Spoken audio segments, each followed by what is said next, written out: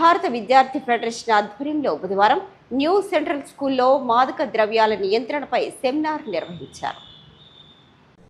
భారత విద్యార్థి ఫెడరేషన్ ఆధ్వర్యంలో న్యూ సెంట్రల్ స్కూల్లో బుధవారం మాదక ద్రవ్యాల నియంత్రణ, పరిష్కార మార్గాలు, బాలికలపై జరుగుతున్న అత్యాచారాలు అరికట్టాలనే అంశంపై సెమినార్ నిర్వహించారు.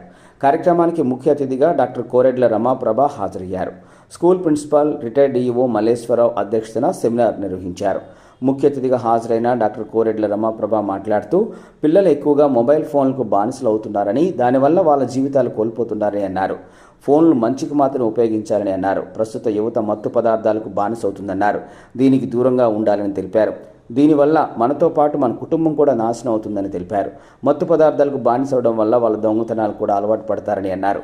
చాలామంది మత్తు పదార్థాల వల్ల అత్యాచారాలు చేయడానికి కూడా వెనుకాడడం లేదని అన్నారు. Srikakulam, Visakhapatnam drugs care of అడ్రస్గా మారిపోయాయని అన్నారు. దేశంలో మరియు ప్రపంచంలో జరుగుతున్న రాజకీయ అంశాల గురించి తెలిపారు. మత్తు పదార్థాల గురించి మనకు తెలిసిన వెంటనే పోలీసుల వారికి సమాచారం ఇవ్వాలన్నారు. కార్యక్రమంలో new central school director Srikanth, Sai Vidya Mandir director Lakshmanarao, creative children club జిల్లా కన్వీనర్ కృష్ణారావు, ఎస్ఎఫ్ఐ జిల్లా అధ్యక్షులు డి చందు, జిల్లా కమిటీ సభ్యులు CH Raju, M Santosh, Srikakulam town committee సభ్యులు రాజు, రవి, ఆదినారాయణ తదితరులు పాల్గొన్నారు.